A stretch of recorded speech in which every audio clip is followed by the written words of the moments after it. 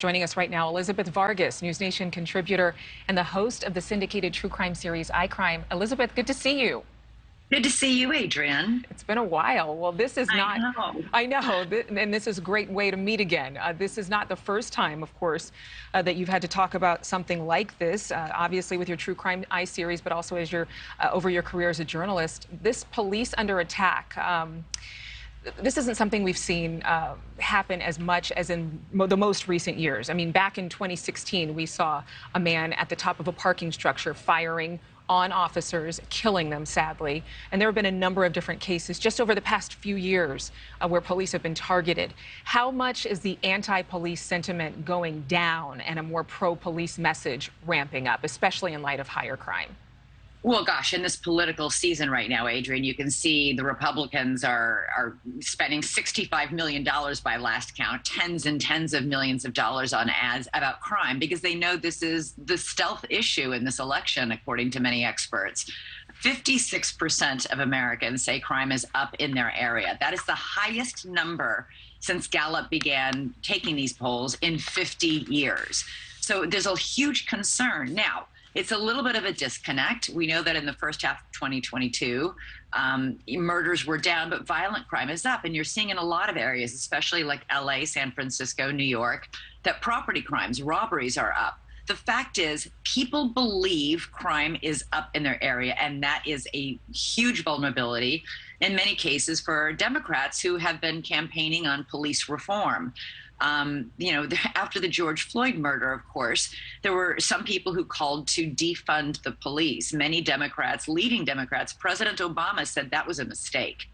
Now the Democrats, I think, are seeing that because Republicans are really capitalizing on this fear of rising crime and are targeting ads for just that. In the state of New York, for example, the incumbent governor, Kathy Hochul, is really in a close race with Lee Zeldin, who has hit her hard on crime.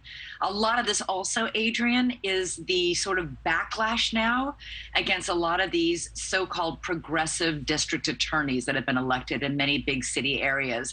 The district attorney was recalled in San Francisco.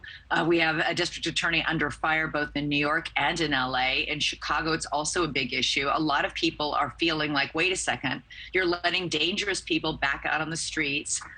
They're no longer being held on bail for certain crimes, and it's creating a crime problem in our community. And Republicans have really, and I think in many ways, smartly capitalized on that. Yeah, and you mentioned New York City, but also Newark, New Jersey, where that shooting happened with those police officers. Crime, like murder, is down, but the other crimes are what we're seeing go up. I do want to touch on one thing. In regards to the midterm cycle, what do we know specifically about gun control policy this time around? And in what states or in what areas are we seeing that it's so important that gun control would be brought up this time?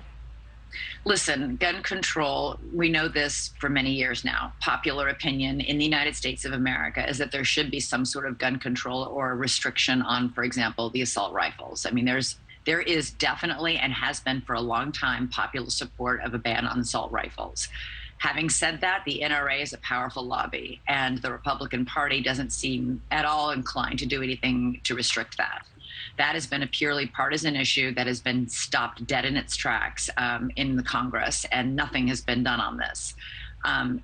Honestly, if there is a red wave in these elections next week, I think 6 days away now, I don't think you're going to see a lot of push or successful legislation cracking down on at least assault weapons. The assault weapons ban needs a lot of support, and even though there is popular support for it in the country, and even though people trying to ban assault weapons are careful to say you can have your other guns, we just want to take these particular weapons of war off the streets of the United States of America and out of the schools of the United States of America.